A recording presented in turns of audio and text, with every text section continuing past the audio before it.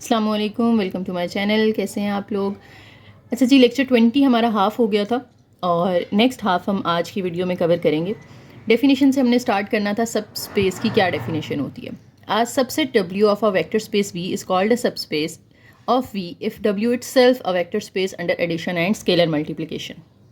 यानी अगर आपने एक सेट को 10 एक्सियम्स अप्लाई करके चेक कर लिया है कि वो एक वेक्टर स्पेस है, अब उसका अगर आप एक छोटा सा पोर्शन ले लेते हैं, यानी उसका एक सबसेट ले लेते हैं, तो हम उसे सब स्पेस कहेंगे। ठीक है, और उस सब स्पेस को W का नाम उन्होंने दिया है अगर वो भी एडिशन और स्केलर मल्टीप्लिकेशन की जो प्रॉपर्टीज़ हैं उनको सेटिस्फाई करती है। इसका थोड़ा सा मैंने कल की वीडियो में आपको बताया था कि हम सब स्पेस के ऊपर सारे एक्सियम्स जो हैं वो हम टेस्ट नहीं करते, सिर्फ 4 एक्सियम्स को हम टेस्ट करते हैं, 1, 4, 5 और 6। ठीक है, इस जैसी हमने पीछे 2 एग्जांपल्स हम ऑलरेडी कर चुके हैं।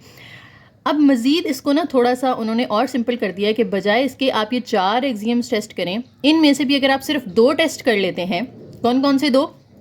एक एडिशन वाला U+V वाला, यानी जो हमने क्लोजर प्रॉपर्टी पढ़ी थी। दूसरा हमारे पास जो स्केलर मल्टीप्लिकेशन वाला था कि हम K से U को मल्टीप्लाई कर देते हैं। इन चारों में से सिर्फ अगर आप ये 2 एक्सियम्स भी चेक कर लेते हैं और ये सेटिस्फाई हो रहे हैं तो हम W को सब स्पेस डिक्लेयर कर देते हैं। हमें चारों फिर यहाँ पे चेक करने की ज़रूरत नहीं होती। ठीक है, तो अब आगे जो हम एग्जाम्पल्स करेंगे ना, उसमें हम थ्योरम 2 के अकॉर्डिंग अपना सारा सोल्यूशन करेंगे कि हम सिर्फ 2 एक्सियम्स को चेक किया करेंगे सब स्पेस के लिए, एक जिसमें हमने एडिशन और दूसरा जिसमें हमने स्केलर मल्टीप्लिकेशन को चेक करना होता है। ठीक है, तो W जो है वो सेट ऑफ 1 और मोर वेक्टर्स है जो कि वेक्टर स्पेस में से हमने लिया है W। इसे हम सब स्पेस कहेंगे इफ़ U एंड V, अगर उसके 2 वेक्टर्स हम ले लें और उन दोनों को ऐड करें तो वो उसका आंसर भी W के अंदर ही लाए करना चाहिए। क्लोजर प्रॉपर्टी ऑफ एडिशन जो होती थी हमारी फर्स्ट एक्सियम। ठीक है, उसके बाद एक हमारा एक्सियम था स्केलर मल्टीप्लिकेशन वाला, जिसमें हम K एक स्केलर नंबर लेते थे, उसको U से मल्टीप्लाई करते थे और जो KU आंसर आता था वो भी W यानी सब स्पेस के अंदर ही लाए करना चाहिए। तो बस ये 2 प्रॉपर्टीज़ अब आपने सब स्पेसेस के लिए माइंड में रखनी है, सिर्फ ये 2 एक्सियम्स आपने चेक करने होते हैं। नेक्स्ट प्रूफ है छोटा सा यहाँ पे, इसको आप लोग खुद समझ लीजिएगा, बहुत आसान सा है, कोई ज़्यादा मुश्किल नहीं है। मैं डायरेक्ट एग्जांपल पे चलती हूँ ताकि इसकी ज़्यादा से ज़्यादा हम एग्जांपल्स प्रैक्टिस कर लें। अच्छा, एक रिमार्क्स है यहाँ पे, देख लेते हैं। The theorem states that W is a subspace of V if and only if W is closed under addition and closed under scalar multiplication. Closed का मतलब क्या है? क्लोजर प्रॉपर्टी ना, कि अगर आप U जो है वो ले रहे हैं, U और V 2 वेक्टर्स ले रहे हैं जो कि W से ले रहे हैं, तो इनका एडिशन भी W के अंदर ही मौजूद होना चाहिए। इसी तरह से अगर आप किसी स्केलर नंबर को U से मल्टीप्लाई करते हैं तो इनका जो प्रोडक्ट आएगा वो भी W के अंदर मौजूद होना चाहिए। तो इसे हम कहते हैं कि it is closed under addition and closed under scalar multiplication. Point number 2 है every vector space at least 2 subspaces itself and the subspace. अब देखिए ना, एक आपके पास वेक्टर स्पेस है तो उसकी बहुत सारी सब स्पेसेस बन सकती हैं। जैसे अगर एक सेट है आपके पास, जैसे 1, 2, 3, ठीक है, आप इसके कितने सबसेट्स बना सकते हैं? एक हम एम्प्टी सेट बनाते होते थे, अगर आप इसको 1 को लिख लें, 2 को अलग लिख लें, 3 को लिख लें, फिर आप 2 करके लिख लें, 1, 2, फिर 1, 3, इसी तरह से अगर तीनों को ही लिख लें 1, 2, 3, ये सारे इसके सबसेट्स हैं। तो देखें, इस एक सेट के हमने कितने सारे सबसेट्स बना लिए हैं। इसी तरीके से जब एक हमारे पास वेक्टर स्पेस होती है ना V, तो उसकी बहुत सारी सब स्पेसेस बन सकती हैं, लेकिन उसमें जैसे इसमें एक एम्प्टी सेट है और एक ये सेट खुद आ रहा है, इसी तरीके से वेक्टर स्पेस के अंदर 2 सब स्पेसेस मस्ट होती हैं, एक इटसेल्फ यानी वो खुद, और दूसरा सब स्पेस 0। ये दोनों तो मस्ट होंगी उसके अंदर, उसके अलावा बीच में और भी काफ़ी सारी हो सकती हैं। ठीक है, तो ये पॉइंट भी MCQs के लिए आपने याद रखना है। अब एग्जांपल पे चलते हैं। एग्जांपल है जी हमारे पास, let W is a subset जो कि R³ का सबसेट है और उसके अंदर जो वेक्टर्स हैं ना वो इस फॉर्म के हैं, A, B, 0, क्योंकि R⁻³ है तो उसमें 3 एंट्रीज आएंगी। 2 एंट्रीज जो हैं वो नॉन ज़ीरो हैं और तीसरी एंट्री 0 है। इसको आपने माइंड में रखना है। इसी पैटर्न पे हमने आगे जो है वो वेक्टर्स लेट करने हैं W में से। आपने चेक करना है कि ये जो है वो सब स्पेस है या नहीं है। तो सब स्पेस के लिए हमने सिर्फ 2 एक्सियम्स चेक करने हैं ना, 1 और 6।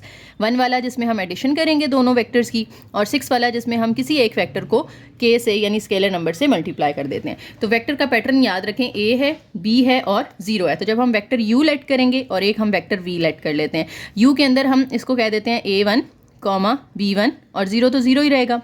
V के लिए हम इसी पैटर्न पे हमने क्योंकि वेक्टर बनाना है तो उसको हम A2 कह देते हैं, B2 कह देते हैं और 0 कह देते हैं। तो ये हमारे पास 2 वेक्टर्स आ चुके हैं। इन दोनों पे अब ये दोनों प्रॉपर्टीज़ आप चेक करेंगे। ओके, वेक्टर्स लिख लिए हमने, लेट कर लें u ये है, v ये है, और ये दोनों w में से लिए हैं हमने। अब इन दोनों को ऐड करना है आपने, तो u की वैल्यू लिखें, प्लस लगा के v की वैल्यू लिखें। a1 a2 में ऐड हो जाएगा तो a1 plus a2, comma b1 plus b2, comma 0 plus 0 तो वो 0 आ जाएगा। अब देखें कि ये जो आंसर आ रहा है क्या ये भी w के अंदर लाए करता है। W में हमारे वेक्टर्स किस तरह के थे, a, b, 0 के पहले दो नॉन जीरो हो और तीसरा जीरो हो, तो जो हमारा आंसर आया वो भी तो ऐसा ही है ना, पहला भी नॉन जीरो है, दूसरा भी नॉन जीरो है, लेकिन तीसरा जीरो है। सो प्रूव हो गया कि जो u प्लस v है ये हमारा बिलोंग करता है W से, तो फर्स्ट प्रॉपर्टी तो सेटिस्फाई हो गई। अब हमने k w वाली प्रॉपर्टी चेक करनी है। उन्होंने स्केलर c ले लिया है, आप k ले लें, कोई मसला नहीं है। k बाहर रखेंगे, अंदर जो है वो u की वैल्यू लिख दें, या v की किसी एक के साथ चेक करनी होती है ना, तो हम u के साथ चेक कर रहे हैं। c को अंदर मल्टीप्लाई कर दिया a1 के साथ भी, b1 के साथ भी और 0 के साथ भी, तो ये आ जाएगा ca1 cb1, c 0 से मल्टीप्लाई होगा तो 0 हो जाएगा। अब देखें जो आंसर आया वो हमारा पहला भी नॉन जीरो है, दूसरा भी नॉन जीरो है और तीसरा 0 है, तो इसी पैटर्न का आंसर आया। इसका मतलब है कि जो हमारी स्केलर मल्टीप्लिकेशन है वो भी क्लोज्ड है, W के अंदर ही इसका आंसर लाई कर रहा है। दोनों प्रॉपर्टी सेटिस्फाई हो गई, hence W is a subspace. Next एक और हमारे पास सेट है W का, जिसमें सारे 2/3 के मैट्रिसेस हैं और उनकी फॉर्म ये है कि फर्स्ट रो का आखिरी एलिमेंट और सेकंड रो का पहला एलिमेंट ये दोनों जीरो हों, बाकी सारे नॉन जीरो हों। तो इसमें आपने दो मैट्रिसेस आप लेट कर लेने हैं, एक को आप U कह दें, एक को आप V कह दें। U में आप A1 B1 C1 D1 कह देंगे और V में आप इन सब के साथ 2 लगा देंगे। ठीक है, ये दोनों आपने W में से लिए। अब हम चेक करते हैं इन दोनों को ऐड करके हमारा आंसर जो आएगा वो भी क्या इसी पैटर्न का आता है। अगर आता है तो ठीक है, वरना फिर ये सबस्पेस नहीं होगी। ठीक है, तो दोनों को ऐड कर लेते हैं। जब दोनों को ऐड करेंगे तो A1 ऐड हो जाएगा A2 में, तो वो A1 plus A2, B1 plus B2 आ जाएगा, 0 प्लस 0 करेंगे तो 0 आ जाएगा, इसी तरह से 0 प्लस 0 करेंगे यहाँ भी 0, C1 प्लस C2 आ जाएगा, D1 प्लस D2 आ जाएगा। तो देखिए हमारा जो आंसर आया वो इसी पैटर्न पे आया ना, कि पहली दो नॉन जीरो फिर 0। तो देखें पहली दो नॉन जीरो फिर 0 आ गई, फिर यहाँ पे पहली वैल्यू 0 है, अगली दो नॉन जीरो हैं, तो यहाँ पहली वैल्यू 0 है, अगली दो नॉन जीरो हैं, यानी हमारा जो आंसर आया U प्लस V का, it is also present in W। ठीक है, तो पहली प्रॉपर्टी तो सेटिस्फाई हो गई। अब हमने के U वाली चेक कर लेनी है कि U को आप K से अगर मल्टीप्लाई करते हैं तो K U की हर वैल्यू के साथ मल्टीप्लाई हो जाएगा। K A1 K B1, K 0 से मल्टीप्लाई होगा तो 0, फिर K 0 से मल्टीप्लाई होगा तो 0, K C1 और K D1। ठीक है, अब देखें ये चारों नॉन जीरो हैं, ये और ये 0 हैं, तो सेम वही पैटर्न आ रहा है हमारा जो W के अंदर सारे मैट्रिसेस हैं। तो K U also belongs to W, so दूसरी प्रॉपर्टी भी सेटिस्फाई हो गई। इसकी वजह से हम कहेंगे कि W क्या है, एक सबस्पेस है। अच्छा, एक छोटा सा नोट है यहाँ पर कि जैसे मैंने आपको बताया ना एक वेक्टर स्पेस है आपके पास V, तो इसकी बहुत सारी सबस्पेसेस होंगी। Let's say W1 W2 W3 बहुत सारी सबस्पेसेस होंगी, सबसेट्स होंगे बेसिकली, W1 W2 W3। अब ये जितने भी सबसेट्स हैं ज़रूरी नहीं है कि ये सारे सबस्पेसेस भी हों। हो सकता है W1 जो है ये दोनों प्रॉपर्टी सेटिस्फाई कर ले, एडिशन और मल्टीप्लिकेशन वाली, W2 सेटिस्फाई ना करे, W3 सेटिस्फाई कर ले, W4 जो है वो सेटिस्फाई ना करे। तो जितने भी सबसेट बनते हैं ज़रूरी नहीं है कि वो सारे सबस्पेसेस भी हों। जो इनमें से इन दोनों प्रॉपर्टीज़ को सेटिस्फाई करेंगे वो सबस्पेसेस कहलाएंगे, और जो सेटिस्फाई नहीं करते उन्हें हम सबस्पेस नहीं कहते। ठीक है, फॉर एग्जाम्पल नीचे उन्होंने बता दिया कि R² और R³ के अंदर जो लाइंस ओरिजिन से पास नहीं कर रही होती वो सबस्पेस नहीं होती। ठीक है, तो ये MCQs के लिए आपने याद रखना है। नेक्स्ट एग्जांपल है example number 10, let W be subset of R³, और R³ के अंदर आपको पता है 3 एंट्रीज होती हैं, और इसमें जो वेक्टर्स हैं उनकी फॉर्म ये है कि पहली दो वैल्यूज़ नॉन जीरो होंगी और तीसरी 1 होगी। ठीक है, पिछली एग्जांपल से मिलता जुलता है, वहाँ पे यहाँ 0 था, यहाँ पे 1 आ गया। अब दो वेक्टर्स आपने लेट कर लेने हैं, एक U और एक V। U में आप A1 B1 और 1 ले लेंगे, V में आप A2 B2 और 1 ले लेंगे। अब इन दोनों को आपने ऐड कर देना है। जब आप ऐड करेंगे तो A1 प्लस A2 पहली वैल्यू आ जाएगी, B1 प्लस B2 दूसरी वैल्यू आ जाएगी, और 1 प्लस 1 करेंगे तो यहाँ पे क्या आ जाएगा, 2 आ जाएगा। तो हमारा आंसर आ रहा है पहली नॉन जीरो, दूसरी भी नॉन जीरो, तीसरा हमारा यहाँ पे 1 आना चाहिए था, क्योंकि W के अंदर सारे सेट्स इस फॉर्म के हैं, सारे वेक्टर्स जो हैं वो इस फॉर्म के हैं कि एंड पे 1 आना चाहिए।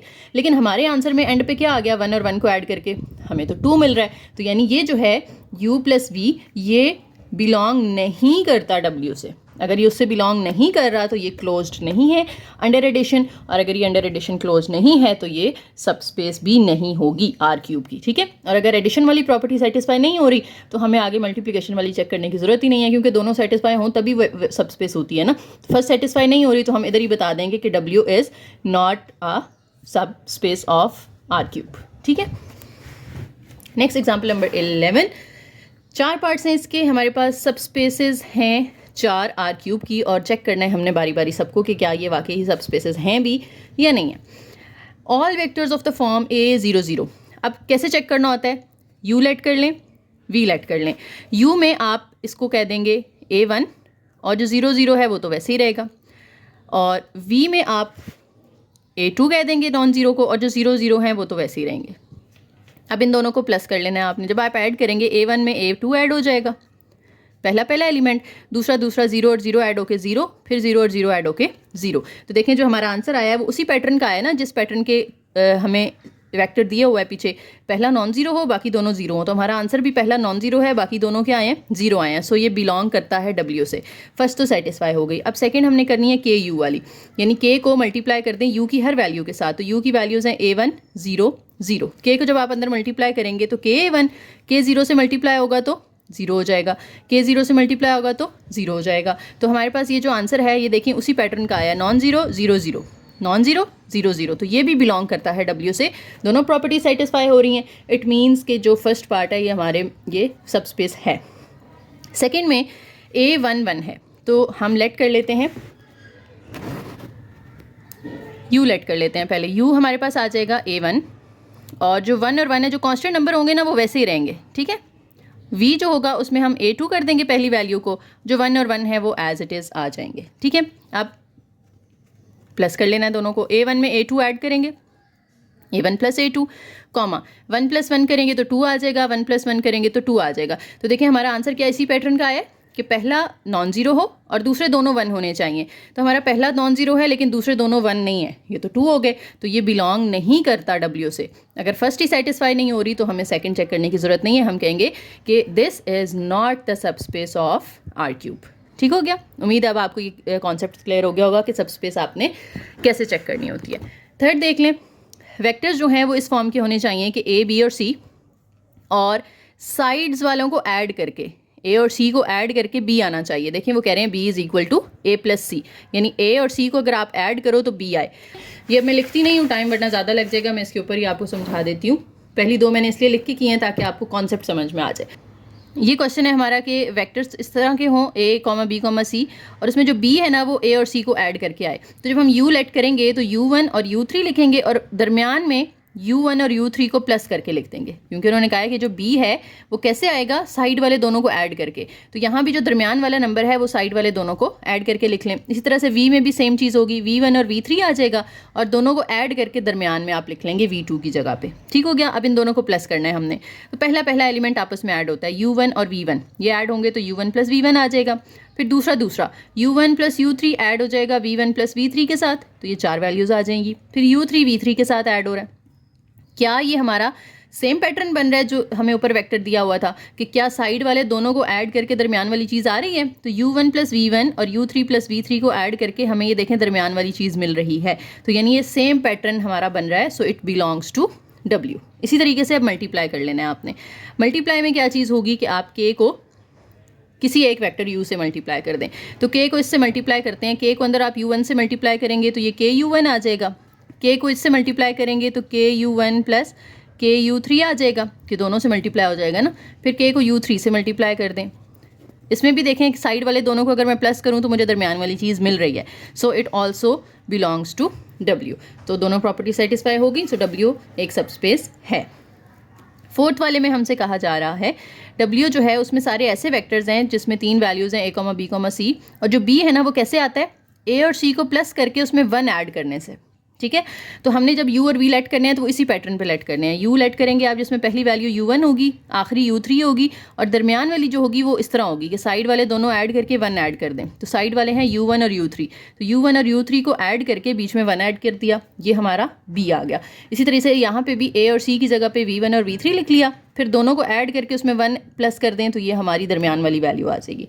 अब हमने 2 प्रॉपर्टीज़ चेक करनी है, एक U प्लस V वाली और एक KU वाली। तो पहले U प्लस V वाली चेक कर लेते हैं। दोनों को ऐड करें, U की वैल्यूज़ को V की वैल्यूज़ के साथ।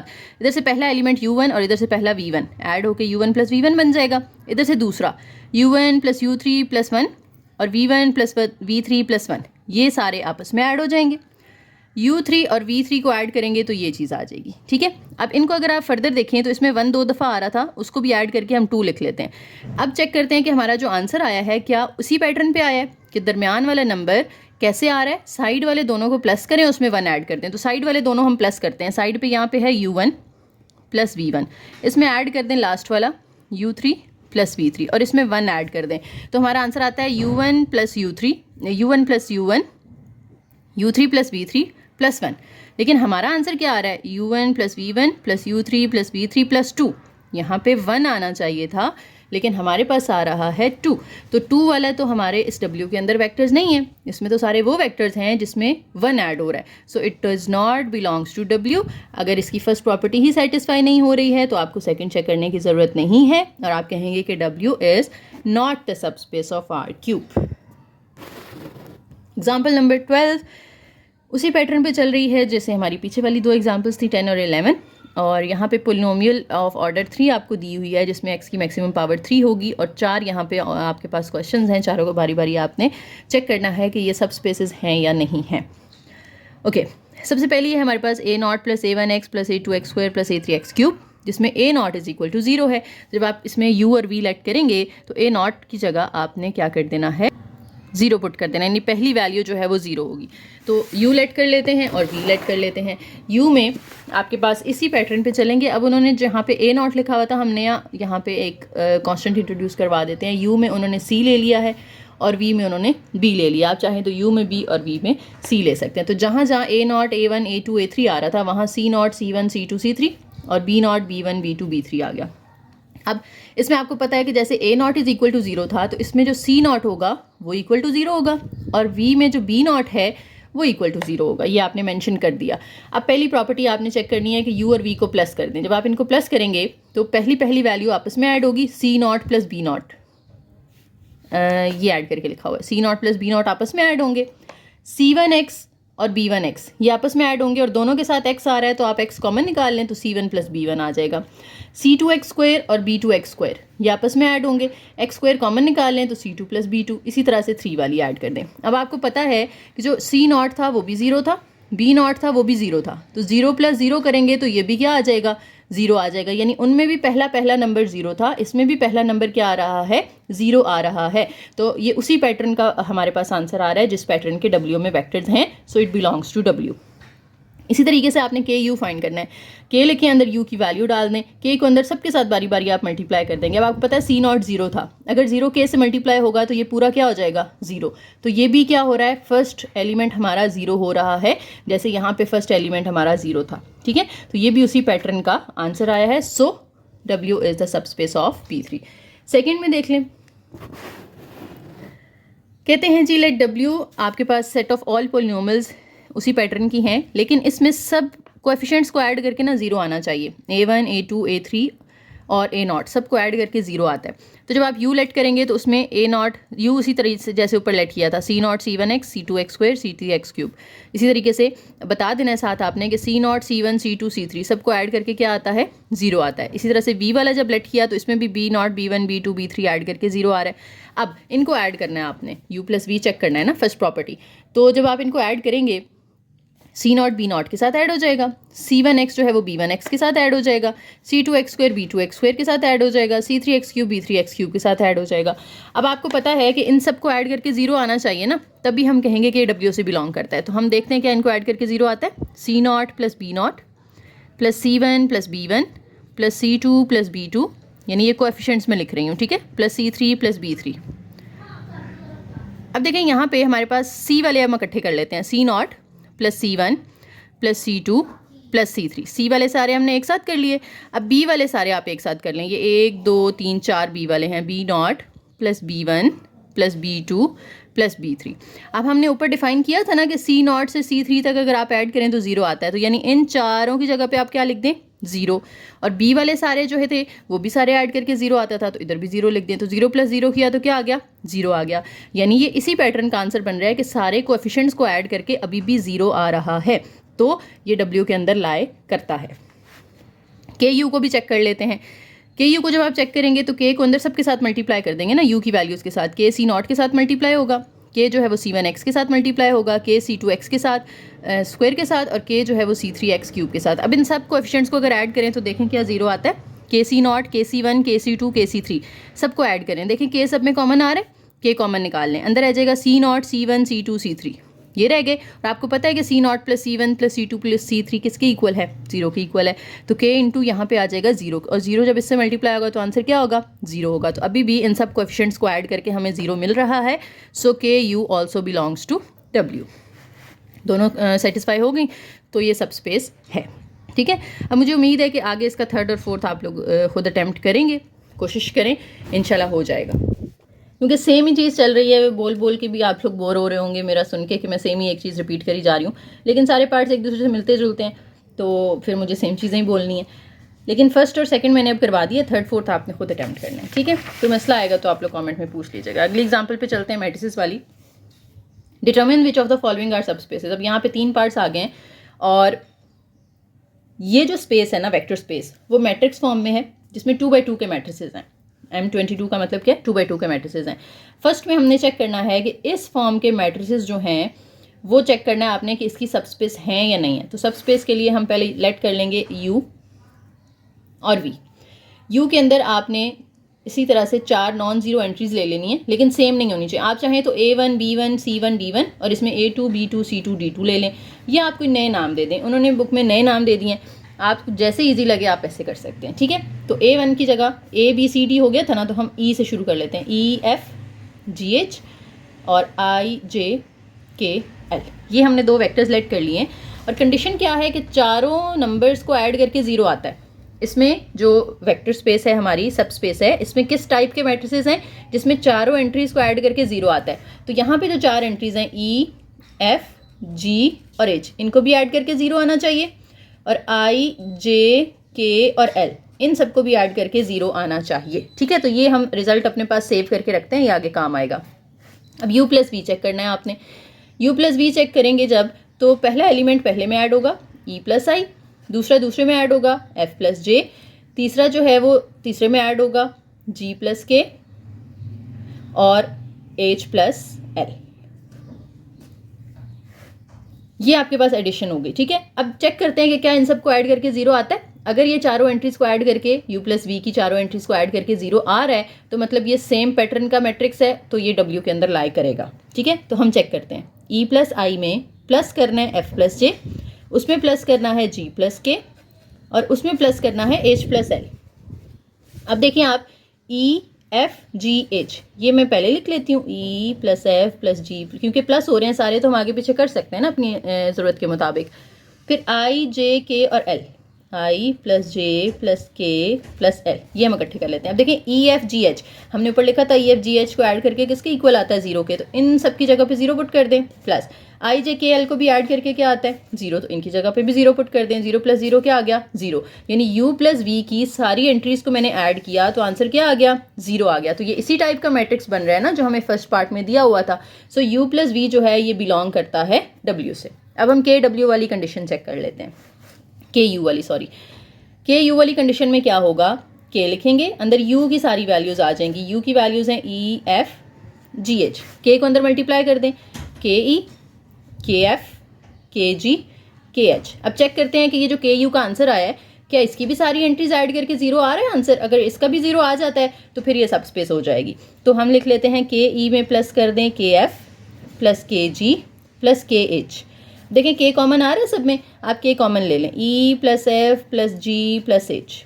अब E F G H को ऐड करके हमने ऊपर ये लिखा हुआ है, देखें U के सामने इन सबको ऐड करके ज़ीरो आता है, तो इन सब की जगह ज़ीरो पुट कर दें। ज़ीरो K से मल्टीप्लाई होगा तो ज़ीरो आ गया। तो देखें K U के जो आंसर्स थे उन सबको ऐड करके भी क्या आ रहा है, ज़ीरो आ रहा है। सो जो K U है it also belongs to W, और जब ये दोनों का आंसर W में लाई करता है, सो दिस इज़ अ सब स्पेस। ठीक है, इसकी जो W है ये सब स्पेस है। Next, all 2x2 matrices A such that determinant of A is equal to zero. यानी दो मैट्रिसेस जो आपने लेने हैं ना, U और V, उनका डिटर्मिनेंट क्या आना चाहिए, ज़ीरो आना चाहिए। तो यही जो हमने दो मैट्रिसेस लिए थे, अच्छा सॉरी, आपकी बुक में ना उन्होंने वैल्यूज़ थोड़ी चेंज की हैं, EFGH लेके आगे LMNP लिया हुआ है, लेकिन मेथड सेम होगा। मैंने आपको पीछे भी बताया था कि आप जो मर्जी वैल्यूज़ ले लें, आपने बस ये चीज़ प्रूव करनी है, ठीक है। अब लेट करने हैं ना आपने उनकी वैल्यूज़, आपकी मर्जी, आप जो मर्जी लेट कर लो। तो मैंने इस तरह से लेट करके कर लिया, लेकिन हमारा आंसर प्रूव हो गया, ठीक है। ओके, सेकेंड में determinant of A is equal to 0 आता है, ये कंडीशन है। जैसे इसमें ये कंडीशन थी ना 0 वाली, तो हमने क्या करना है, दो मैट्रिसेस लेट करने हैं, यही वाले ले लेते हैं जो हमने ले लिए हैं, U और V। अगर ये U है तो इसका डिटर्मिनेंट क्या होगा, EH माइनस FG, यही होगा ना। डिटर्मिनेंट क्या होता है, क्रॉस मल्टीप्लाई करते हैं डायगोनल एलिमेंट्स को, E को H के साथ मल्टीप्लाई करेंगे, फिर माइनस लगा के F को G के साथ मल्टीप्लाई करेंगे, तो इसका आंसर क्या होगा, 0 होगा। इसी तरह से V का डिटर्मिनेंट क्या होगा, IL माइनस JK, ये भी किसके इक्वल होगा, 0 के। तो ये दो रिजल्ट्स हम अपने पास सेव रख लेते हैं जो आगे हमें इस्तेमाल करने पड़ेंगे। ओके, अब कहाँ करूँ मैं, इधर ऊपर कर लेती हूँ। ओके, ये नज़र आ रहे हैं अब आपको, ठीक है। अब पहले हमें फाइंड करना है U प्लस V। अच्छा, U प्लस V मैंने इधर फाइंड किया हुआ है, हम वही यूज़ कर लेते हैं। देखें, ये U प्लस V है ना, जो हम ऑलरेडी फाइंड कर चुके थे पिछली इसके फर्स्ट पार्ट में। तो सेम मैट्रिसेस हैं तो हम सेम ही यूज़ कर लेते हैं, ऐड करके ये चीज़ आएगी। अब चेक करना है कि क्या इसका भी डिटर्मिनेंट 0 आता है। अगर इसका भी डिटर्मिनेंट 0 आता है तो फिर ये इसके अंदर लाई करता होगा। इसका डिटर्मिनेंट क्या होगा, E प्लस आई मल्टीप्लाई होगा H प्लस L के साथ। इसका मैं डिटर्मिनेंट निकाल रही हूँ, इसमें E प्लस आई मल्टीप्लाई होगा किसके साथ, H प्लस L के साथ, फिर माइनस लगा के F प्लस J मल्टीप्लाई होगा G प्लस K के साथ, F plus J into G plus K। Okay, अब मल्टीप्लाई करके देख लेते हैं इनको। पहले E इन दोनों के साथ मल्टीप्लाई होगा तो क्या आएगा, EH प्लस EL, फिर IH plus IL minus FG minus FK minus GJ minus JK, ठीक है, ये आ गया। अब इसमें से देखें, ये EH है, EH के साथ ये माइनस FG अगर मैं इकट्ठा कर लूँ, कोई मसला तो नहीं है क्योंकि प्लस माइनस हो रहे हैं, आप इनको तरतीब चेंज कर सकते हैं।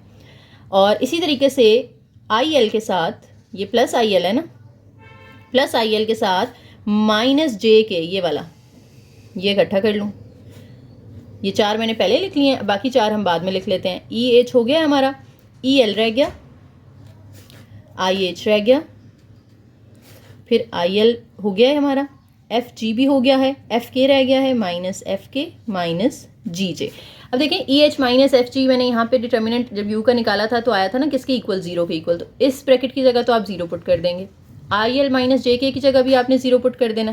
तो ये दोनों तो 0 हो गए, लेकिन इनकी वैल्यूज़ नहीं है हमारे पास, तो ये ऐसे ही रहेंगे, plus EL plus IH minus FK minus GJ। तो डिटर्मिनेंट हमारा 0 आना चाहिए था, लेकिन हमारा डिटर्मिनेंट तो 0 नहीं आया, उसमें तो ये नॉन ज़ीरो नंबर्स भी आ रहे हैं। तो determinant is not equal to 0, so it does not belongs to the subspace, to the vector space W। तो ये सब स्पेस नहीं होगी, ठीक है। अब K वाली हमें चेक करने की ज़रूरत ही नहीं है क्योंकि फर्स्ट ही सेटिस्फाई नहीं हो रही है।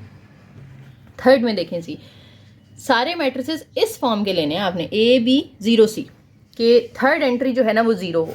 तो हम पहले U और V लेट कर लेते हैं। U हमने ले लिया जी EF, और थर्ड एंट्री हमने 0 कर दी, फिर ये नॉन ज़ीरो आ गई। V में भी LMN ले लिया और इसको हमने कर दिया 0। अब इनको ऐड करके देखते हैं। जब आप दोनों को ऐड करेंगे U और V को, तो हमारे जो आंसर्स आएंगे वो क्या आएंगे, E में L प्लस हो जाएगा, F में M, 0 में 0, G में N। जब आप ऐड करेंगे तो यहाँ पे भी जो थर्ड एंट्री है वो 0 आ रही है, so it belongs to W। इसी तरह से K U वाली प्रॉपर्टी चेक कर लेनी है। K को अंदर U की हर वैल्यू के साथ मल्टीप्लाई करेंगे तो थर्ड एलिमेंट फिर भी हमारा क्या है, 0 है। तो सेम टाइप का आंसर आ रहा है, so it also belongs to W, और W दोनों W से बिलोंग करते हैं, सो W इज अ सब स्पेस। इसमें जी जो वेक्टर स्पेस है वो फंक्शंस आ गए हैं उसके अंदर, और इसके तकरीबन कुछ 6 पार्ट्स हैं। कुछ मैं आपको करवा देती हूँ, कुछ आप लोग खुद ट्राई कर लीजिएगा। कॉन्सेप्ट आपको समझ में आ गया है कि आपको जो पैटर्न दिया होता है आपने उसी पैटर्न के 2 वेक्टर्स सेलेक्ट करने होते हैं। अब यहाँ पे फंक्शंस हैं तो आप उस पैटर्न के 2 फंक्शंस लेंगे, उन दोनों फंक्शंस को ऐड करेंगे, उन दोनों फंक्शंस में से किसी एक को K से मल्टीप्लाई करेंगे, और अगर उनके आंसर्स भी सेम पैटर्न के आ जाते हैं जिस पैटर्न का फंक्शन था, तो फिर वो सबस्पेस होती है, ठीक है। ओके, सबसे पहला हमारा जो पार्ट है इसमें क्या है जी, all function such that f of x is less than 0 for all x, यानी आंसर आपका जो है वो नेगेटिव आना चाहिए। लेस देन 0 का मतलब तो यही होता है ना कि नेगेटिव आंसर आना चाहिए। तो आप 2 फंक्शंस लेंगे कि जिनमें आंसर आपका जो फंक्शन है वो नेगेटिव हो। तो हम इन्होंने तो एफ दिया हुआ था ना, आप डिफरेंट दो फंक्शंस ले लें, जी और एच ले लें, ठीक है। जी और एच दो वेक्टर्स हैं या दो फंक्शंस हैं जो कि किसके अंदर लाई करते हैं, डब्ल्यू के अंदर लाई करते हैं। अब जो जी है वो भी लेस देन जीरो है और जो एच है वो भी लेस देन जीरो है, क्योंकि नेगेटिव वाली कंडीशन दी हुई है हमें। अब इन दोनों को ऐड करके देखते हैं, तो जी ऑफ एक्स और एच ऑफ एक्स को ऐड करेंगे तो दोनों को प्लस करके जो आंसर आएगा वो भी लेस देन जीरो आएगा ना। देखिए दो नेगेटिव नंबर्स होते हैं, जब आप उनको ऐड करते हैं तो आंसर फिर भी नेगेटिव ही आता है। ऐसा तो कभी नहीं हुआ कि आप किसी नेगेटिव नंबर को किसी नेगेटिव नंबर के साथ ऐड करो तो आंसर पॉजिटिव आ जाए, ऐसा पॉसिबल नहीं है। दो नेगेटिव फंक्शंस हैं, दोनों ऐड होंगे तो आंसर फिर भी नेगेटिव ही रहेगा, ठीक है। तो हमें ऐड करके भी आंसर नेगेटिव मिल रहा है, लेस देन जीरो मिल रहा है, तो हमारा जो फंक्शन था वो भी लेस देन जीरो था, तो कंडीशन सेटिस्फाई हो रही है फर्स्ट वाली। तो सेकंड चेक कर लेते हैं, जिसमें हमने के एफ ऑफ एक्स अब फाइंड करना है कि जी और एच हैं, जी और एच हैं। तो जी और एच में से किसी एक को आपने के से मल्टीप्लाई कर देना, जैसे हम यू और वी में से किसी एक को करते थे। तो जब आप के को मल्टीप्लाई करोगे, अब देखो ना जी तो नेगेटिव है, अब के डिपेंड करता है, हमें नहीं पता अब ये के पॉजिटिव है या नेगेटिव है। अगर तो के पॉजिटिव हुआ तो ये नेगेटिव जी के साथ मल्टीप्लाई होकर नेगेटिव आंसर देगा हमें, लेकिन अगर के नेगेटिव हुआ तो फिर ये नेगेटिव जी के साथ मल्टीप्लाई होकर हमें आंसर दे देगा पॉजिटिव। हालांकि हमारी डोमेन जो है वो पॉजिटिव वाली नहीं है, हमें तो नेगेटिव आंसर चाहिए, तो इसका आंसर पॉजिटिव भी आ सकता है अगर के नेगेटिव हो जाए तो। फिर वो बिलोंग नहीं करेगा ना डब्ल्यू से, अगर पॉजिटिव आंसर आ गया। अगर वो बिलोंग नहीं करता डब्ल्यू से तो फिर हम कहेंगे कि ये सेकंड कंडीशन सेटिस्फाई नहीं हो रही, तो डब्ल्यू को फिर हम कहेंगे it is not the subspace of function F वाली जो सबस्पेस है, ठीक है।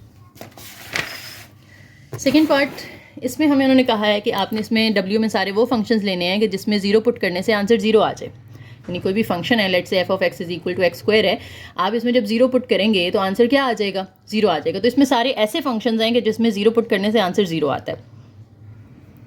दो फंक्शंस ले लें आप, जी और एच, जो कि डब्ल्यू से बिलोंग करते हैं। अब जी में अगर आप जीरो पुट करें तो आंसर जीरो आना चाहिए, एच में जीरो पुट करें तो आंसर जीरो आना चाहिए।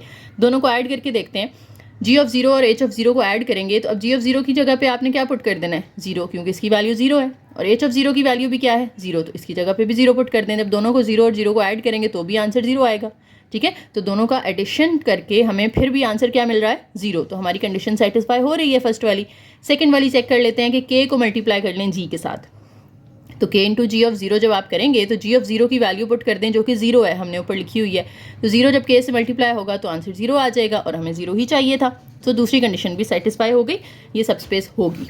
थर्ड और फोर्थ आप देख लें। अब थर्ड में हमसे कह रहे हैं कि डब्ल्यू जो है उसमें सारे ऐसे फंक्शंस हैं जिसमें जीरो पुट करने से आंसर टू आता है।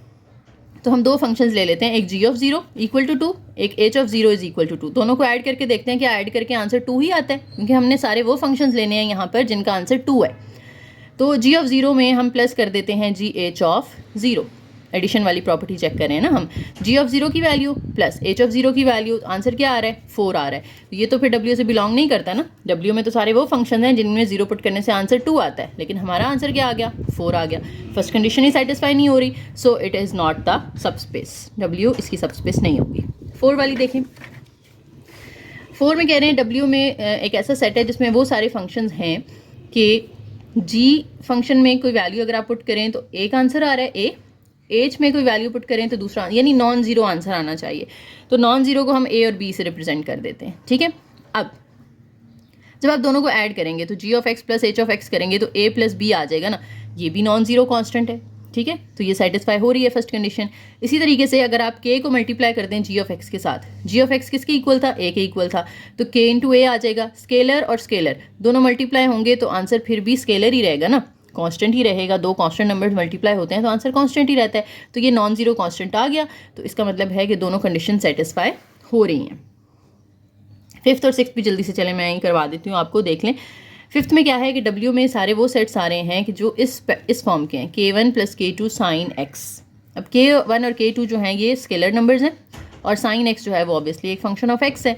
अब आपने एक फंक्शन जी लेट कर लेना है, एक एच लेट कर लेना है। जी में आप के और के वन के टू की जगह m1 m2 कर दें, साइन एक्स तो सेम रहेगा। इसी तरीके से एच में n1 n2 कर दिया उन्होंने साइन एक्स। अब इन दोनों को ऐड करके देखते हैं। जब आप इनको ऐड करेंगे जी ऑफ एक्स को एच ऑफ एक्स के साथ, तो जी की वैल्यू प्लस एच की वैल्यू, अब पहली वैल्यू आपस में ऐड होगी, m1 plus n1, m2 sine x, n2 sine x, ये आपस में ऐड होंगे, और साइन एक्स कॉमन लेके हमने बाई लिख दिया अंदर m1 प्लस m2। तो देखिए आंसर उसी पैटर्न का आया है, कॉन्स्टेंट कॉन्स्टेंट साइन। तो यहाँ पे जो आंसर आया इसमें भी पहला ये कॉन्स्टेंट है, ये भी कांस्टेंट है, साथ में साइन एक्स आ रहा है, तो सेम पैटर्न का आंसर आ रहा है। तो ये बिलोंग करता है डब्ल्यू से। सेकंड चेक कर लेते हैं जिसमें हमने k into g of x करना होता है। तो k लिख के g की वैल्यू पुट कर दें, k को अंदर मल्टीप्लाई करें तो km1 हो जाएगा km2 sin x। इसमें जो आंसर आ रहा है वो भी उसी पैटर्न का है, कांस्टेंट है, ये भी कांस्टेंट है, साथ में sin x है, तो सेम पैटर्न का आंसर आ रहा है। तो ये भी W से बिलोंग करता है, सो W इज़ द सबस्पेस, क्योंकि दोनों कंडीशन सेटिस्फाई हो रही हैं। 6 इसका जो लास्ट पार्ट है उसमें उन्होंने कहा है कि W में सारे डिफरेंशिएबल फंक्शंस हैं और वो कौन सी कंडीशन सेटिस्फाई करते हैं कि f डैश प्लस 2f करें तो इज इक्वल टू 0 आए। तो आपने दो फंक्शंस ले लेने g और h, तो आप करेंगे g dash plus 2g is equal to 0, इसी तरह से h dash plus 2h is equal to 0। अब दोनों को ऐड करके देखते हैं कि आंसर इसी पैटर्न का आता है। तो दोनों को जब हम ऐड करेंगे तो ये क्या बनेगा, हम लिखेंगे g डैश प्लस 2g में प्लस कर दें h डैश प्लस 2h। अब g dash plus h dash ये हम पहले लिख लेते हैं और इन दोनों को हम इकट्ठा कर लेते हैं 2g प्लस 2h। अब इन दोनों का हम डैश अगर बाहर निकाल लें, यानी प्लस करके ये जो डेरिवेटिव है ये बाहर निकाल लें और इन दोनों में से 2 कॉमन आ रहे हैं, अंदर g प्लस h आ गया और सामने उसी तरह से 0 होगा क्योंकि इनकी वैल्यू 0 है, तो 0 प्लस 0 करके 0 आ जाएगा। तो देखें सेम पैटर्न बन रहा है ना, जिस फंक्शन का डेरिवेटिव है सामने वही फंक्शन 2 से मल्टीप्लाई हो रहा है। इधर भी सेम चीज़ है कि जिस फंक्शन का डेरिवेटिव है सामने वही फंक्शन 2 से मल्टीप्लाई हो रहा है, तो कंडीशन सेटिस्फाई हो रही है। सेकंड चेक कर लेते हैं के जी वाली। के जी ऑफ एक्स में क्या होगा कि आप के को मल्टीप्लाई कर देंगे इन दोनों के साथ, के जी डैश प्लस 2kg और सामने के जब 0 से मल्टीप्लाई होगा तो वो तो 0 ही रहेगा। अब देखें क्या यहाँ पे भी सेम कंडीशन सेटिस्फाई हो रही है। के अगर आप यहाँ से कॉमन निकाल लें तो अंदर g डैश प्लस 2g बचेगा। तो देखें यहाँ पे वो बन रहा है ना कि जिसका डेरिवेटिव है सामने उसी को 2 से मल्टीप्लाई किया हुआ है और इसकी वैल्यू हमें पता है क्या है, ऊपर g डैश प्लस 2g किसके इक्वल था, 0 के। तो 0 को k से फिर जब आप मल्टीप्लाई करेंगे तो आंसर क्या आ जाएगा, 0 ही आ जाएगा। तो यही फॉर्म बन रही है और सामने 0 भी आ रहा है, जैसे इसमें ये फॉर्म बन रही थी और सामने 0 आ रहा था कि जब आप ऐड करोगे ना तो देखो g डैश प्लस 2g की जगह आप 0 पुट कर दें, h डैश प्लस 2h की जगह भी 0 पुट कर दें, तो 0 प्लस 0 क्या आ जाएगा, 0 आ जाएगा। तो सामने 0 भी आ रहा था और इधर ये आपकी कंडीशन भी बन रही थी, सेम वो चीज़ यहाँ पर भी हो रही है। सो W is a subspace. Next एक छोटा सा रिमार्क है कि जो पोलिनोमियल्स होती हैं ना वो तकरीबन सारी ही सबस्पेसेस होती हैं, ठीक है। अच्छा एग्जांपल है हमारे पास, show that invertible matrix n cross n matrix do not form a subspace और n क्रॉस n।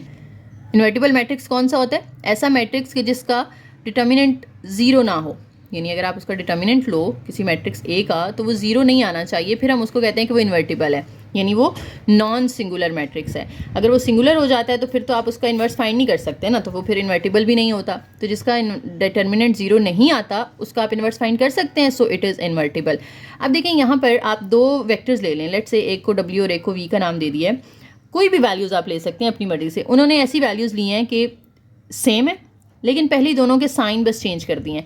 ये करने का मकसद क्या है, देखें जब आप इस पर एडिशन वाली प्रॉपर्टी चेक करेंगे W plus you V plus W वाली, तो 1 माइनस 1 क्या आ जाएगा, 0 आ जाएगा। 2 प्लस 2 करेंगे तो ये 4 हो जाएगा। इसी तरीके से 2 में से ये -2 होगा तो ये भी 0 हो जाएगा। 5 प्लस 5 करेंगे तो 10 आ जाएगा। तो ऐड करके देखें यहाँ पे क्या आ गया, 0। पूरी रो ही 0 हो गई है, सॉरी पूरा कॉलम ही 0 हो गया है। और अगर किसी मैट्रिक्स की पूरी रो ये पूरा कॉलम 0 हो जाए तो उसका डिटर्मिनेंट तो 0 हो जाता है। तो जब आप इसका डिटर्मिनेंट लोगे 0 इंटू 10 0 -4 इंटू 0 0, तो ये तो हो जाएगा 0। तो हमारा डिटर्मिनेंट 0 आ गया, हालांकि हमारा डिटर्मिनेंट 0 नहीं आना चाहिए था। अब अगर 0 आ गया है तो ये इन्वर्टिबल तो नहीं रहा, तो इसका मतलब है कि ये सबस्पेस नहीं होगी क्योंकि हमारा डिटर्मिनेंट 0 आ गया। तो सारे मैट्रिसेस ऐसे, हालांकि ये दोनों को अगर अलग अलग चेक किया जाए तो इनका डिटर्मिनेंट 0 नहीं है, लेकिन इनका एडिशन जब हमने ली तो उसका डिटर्मिनेंट आ गया 0। So it is not invertible and U plus V जो है वो के अंदर लाई नहीं करता, तो ये सबस्पेस भी नहीं होगी। नेक्स्ट एग्जांपल 16 है, इसमें आपको ना 4 पार्ट्स दिए हुए हैं और लीनियर सिस्टम ऑफ इक्वेशंस बना के आपने यहाँ से इनकी वैल्यूज़ निकालनी है।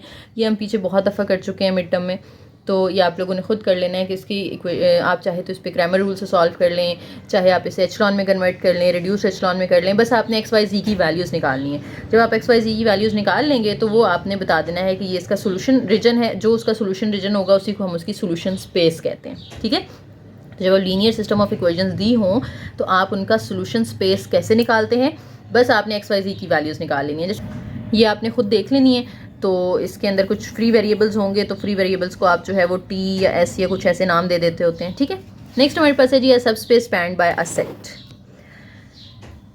नेक्स्ट हमारे पास जो एग्जांपल्स है ना, अब ये स्पैन के हवाले से दी हुई हैं, स्पैन सेट बनाना है आपने। देखें एग्जांपल 17 है, दो वेक्टर्स हैं v1 v2 जो कि वेक्टर स्पेस v के अंदर लाई करते हैं।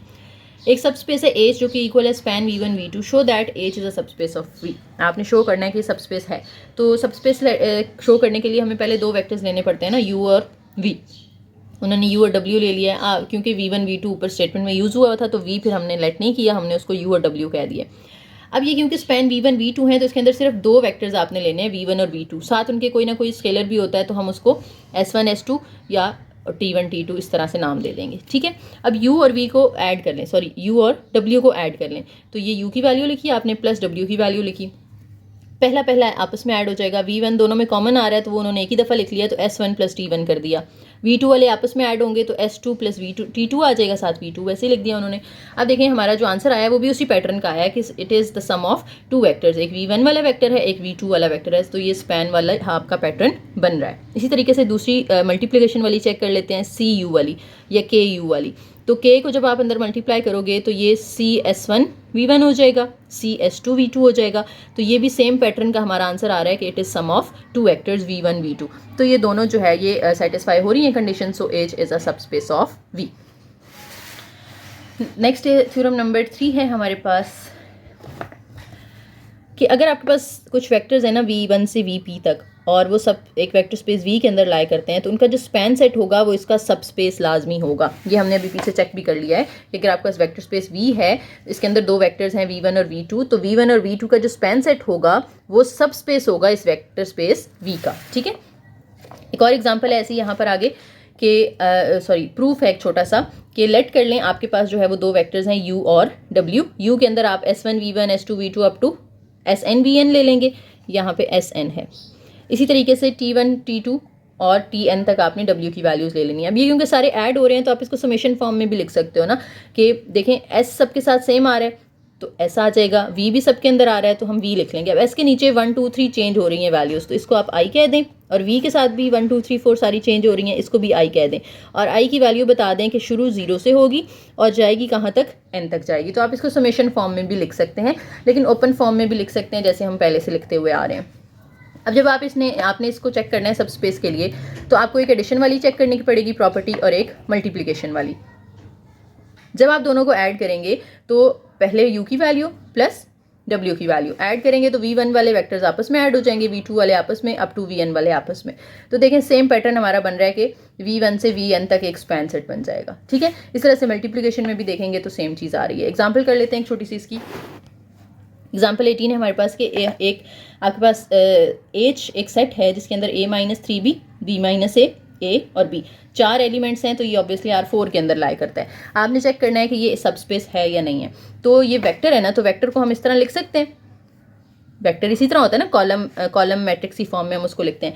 पहली वैल्यू a-3b लिख ली, दूसरी वैल्यू लिख ली b-a, तीसरी a है और चौथी b है। अब ये इसमें दो आपको नज़र आ रहे हैं अल्फ़ाबेट्स a और b, तो हम क्या करते हैं इसमें से ना a वाला अलग कर लेते हैं, a वाली सारी वैल्यूज़ a इसमें है, a-a है, इसमें a है और इसमें a नहीं है तो उसकी जगह 0 आ जाएगा, प्लस b वाली अलग कर लेते हैं -3b और यहाँ पे b है, फिर यहाँ पे b नहीं है तो 0 कर दें और इसमें b है। ठीक है, अब इन सब में से a कॉमन आ रहा है तो आप a कॉमन निकाल लें, 1 1 0 रह जाएगा, प्लस इन सब में से b कॉमन निकाल लें, -3 1 0 1 -3 1 0 1 इस तरह रह जाएगा। अब ये a है और इसको आप कह दें कि ये v1 है, प्लस b है और इसको आप वेक्टर को नाम दे दें v2 का। तो देखें आपने इसको सम ऑफ टू वेक्टर्स के तौर पे लिख लिया ना, तो हम कहेंगे कि ये जो है वो स्पैन सेट v1 v2 से बिलोंग कर रहा है। तो अगर ये से बिलोंग कर रहा है तो इट मीन्स कि ये एक सबस्पेस है, H इज़ अ सबस्पेस। ठीक है जी, तो लेक्चर यहाँ पे आपका ख़त्म होता है। उम्मीद है आप लोगों को ये वेक्टर स्पेसेस और सब स्पेसेस का कॉन्सेप्ट समझ में आ गया होगा। एक्सरसाइज अब आप लोग अटेम्प्ट कर लेंगे इंशाल्लाह। और वीडियो पसंद आई हो तो लाइक करें, शेयर करें, चैनल को ज़रूर सब्सक्राइब कीजिएगा और प्यारा सा कमेंट करके जाइएगा। थैंक यू, अल्लाह हाफिज़।